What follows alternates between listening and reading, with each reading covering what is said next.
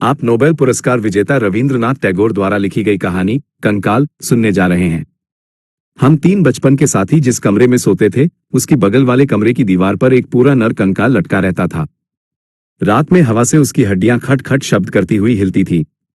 दिन के समय हमें उन हड्डियों को हिलाना डुलाना पड़ता था। हम उस समय पंडित महाशय के पास मेघनादवध और कैंपबेल स्कूल के एक छात्र के पास अस्थि विद्या एनाटॉमी पढ़ते थे। हमारे अभिभावक की इच्छा थी कि हमें अचानक सर्व विद्या में पारंगत बना देंगे। उनका यह उद्देश्य कितना सफल हुआ, यह उन्हें बताना व्यर्थ है। जो हमें जानते हैं और जो नहीं जानते उनसे छिपाना ही श्रेयस्कर है। उसके बाद बहुत समय बीत गया है। इस बीच उस कमरे से कंकाल और हमारे दिमाग से अस्थि विद्या कहाँ स्थानांतरित हो गए, ढूंढने पर भी पता नहीं चलता। थोड़े दिन पहले की बात है। एक रात किसी कारणवश अन्यत्र स्थान न होने के कारण मुझे उसी कमरे में सोना पड़ा। अभ्यास न होने के कारण नींद नहीं आ रही थी। करवटें बदलते बदलते चच की घड़ी के बड़े बड़े घंटे लगभग सब बज गए। उसी समय कमरे के कोने में जो तेल का दीपक जल रहा था, वह लगभग 5 मिनट तक टिमटिमाते हुए अचानक बुझ गया। इससे पहले ही हमारे घर में एक दो दुर्घटनाएं घट चुकी थी, इसलिए इस रोशनी के बुझने से सहज ही मृत्यु का विचार मन में आया।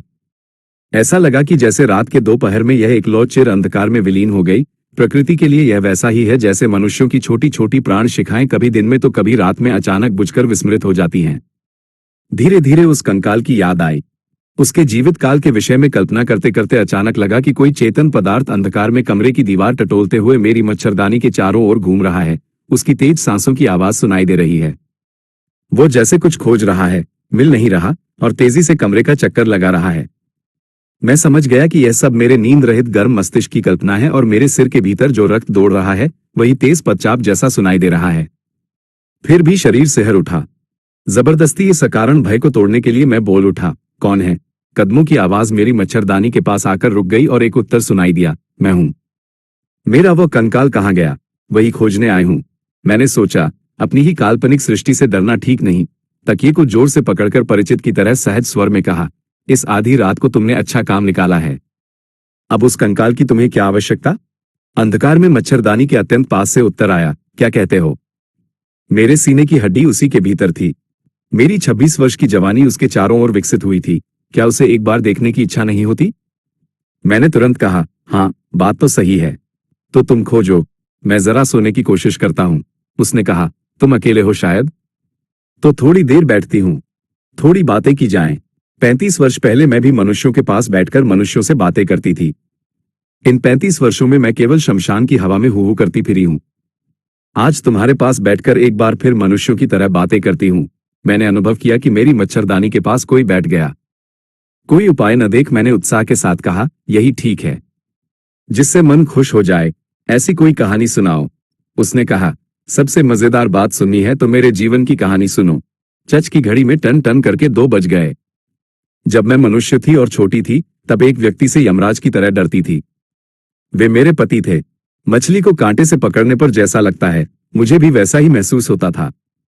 यानी कोई एक पूर्ण अपरिचित जीव जैसे कांटे में फंसाकर मुझे मेरे कोमल गहरे जन्म जलाशय से खींचकर छीन ले जा रहा हो। किसी तरह उसके हाथ से छुटकारा नहीं।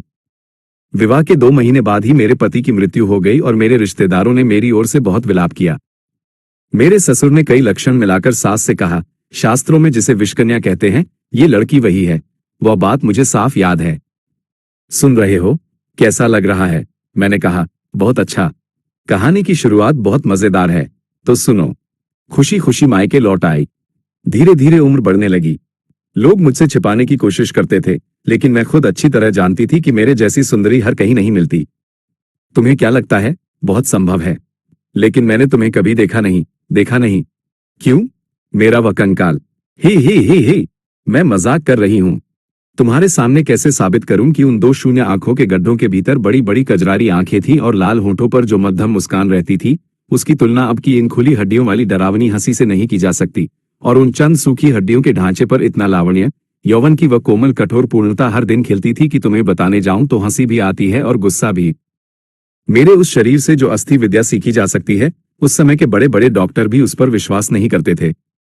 मैं जानती हूं, एक डॉक्टर ने अपने किसी मित्र से मुझे कंकचांपा कहा था।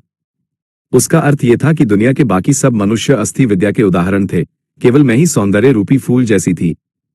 क्या कंकचांपा के भीतर कोई कंकाल होता है? जब मैं चलती थी, तो खुद समझ पाती थी कि एक टुकड़ा हीरा हिलाने पर जैसे उसके चारों ओर से रोशनी जगमगा उठती है, मेरे देह की प्रत्येक गति से वैसे ही सौंदर्य की तरंगे चारों ओर बिखरती थी। मैं कभी कभी देर तक अपने दोनों हाथ खुद देखती थी, वे हाथ जो दुनिया के समस्त पुरुषत्व को लगाम लगाकर वश में कर सकें।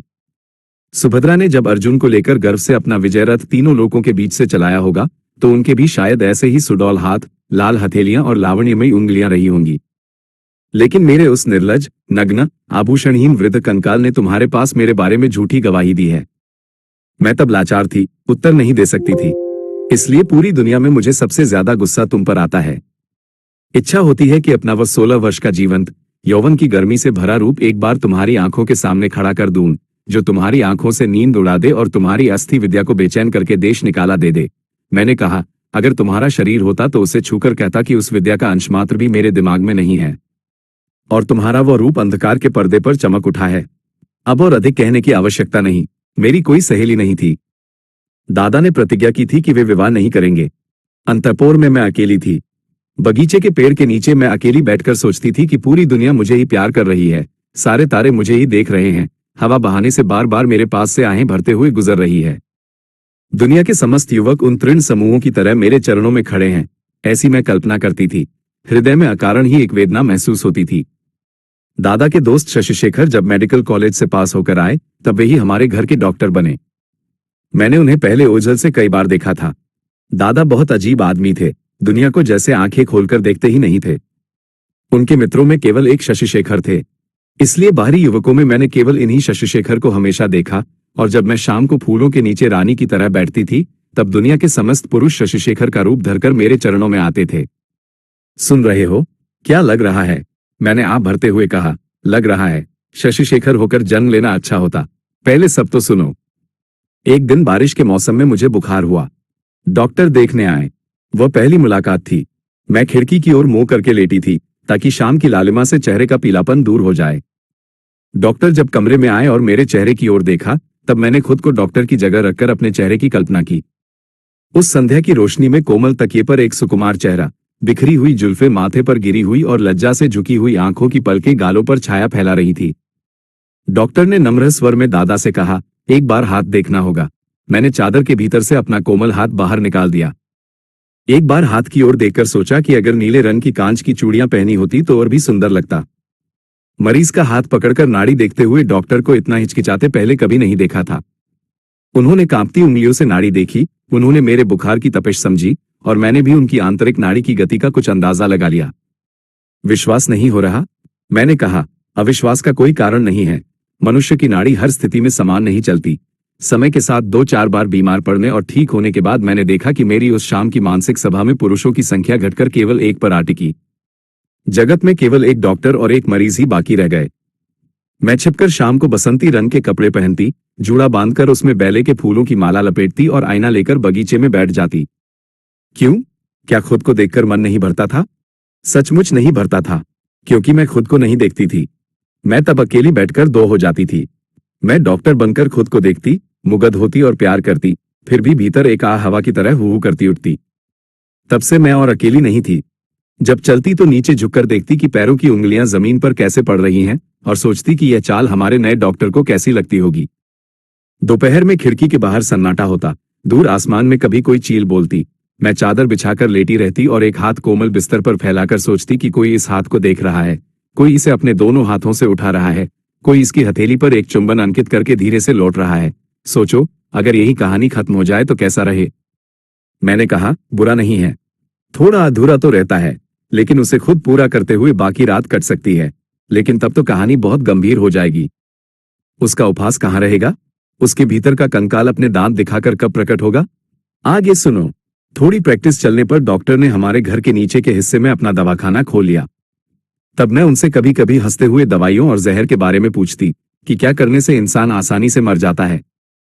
डॉक्टरी की बातों पर डॉक्टर का मुंह खुल जाता था। सुनते सुनते मौत जैसे घर के सदस्य की तरह परिचित हो गई।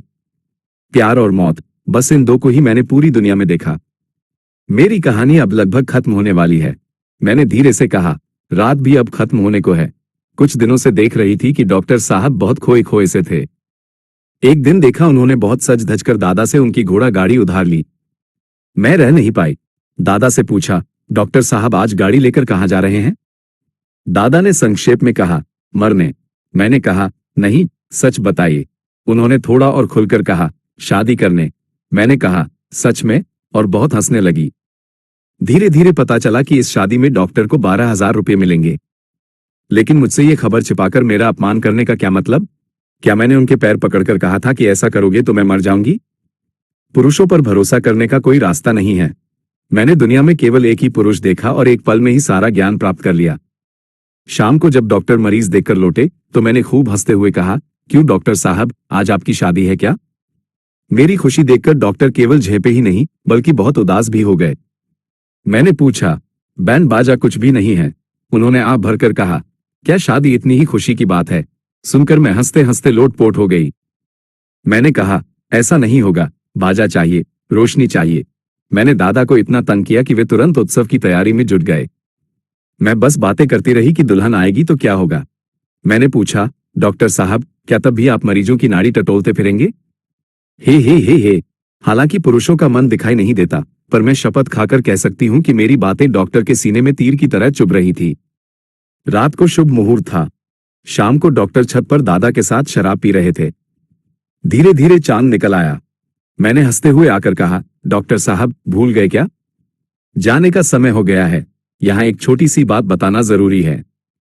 इस बीच मैं चुपके से दवाखाने से कुछ पाउडर ले आई थी और उसे डॉक्टर के गिलास में मिला दिया था। कौन सा पाउडर खाने से इंसान मरता है, यह मैंने डॉक्टर से ही सीखा था। डॉक्टर ने एक घूंट में गिलास खाली किया और मेरी ओर एक मरमाहत दृष्टि डालकर कहा, तो फिर चलता हूं। बांसुरी बजने लगी। मैंने एक वाराणसी साड़ी पहनी, सारे गहने पहने, मांग में सिंदूर भरा। बकुल के पेड़ के नीचे अपना बिस्तर बिछाया। बहुत सुंदर रात थी। चांदनी खिली थी। जब बांसुरी की आवाज दूर होती गई और चांदनी धुंधली होने लगी, जब दुनिया मेरी आंखों के सामने से माया की तरह गायब होने लगी, तब मैंने आंखें बंद की और मुस्कुराई। मेरी इच्छा थी कि जब लोग मुझे देखें तो वो मुस्कान मेरे होठों पर लगी रहे। पर कहाँ है वो सुहाग की रात और कहाँ है वो शादी का जोड़ा? अचानक एक खटखट की आवाज से जागी तो देखा कि 3 लड़के मुझसे अस्थि विद्या सीख रहे हैं। जहां कभी सुख दुख धड़कते थे, वहां मास्टर डंडा दिखाकर हड्डियों के नाम सिखा रहे हैं।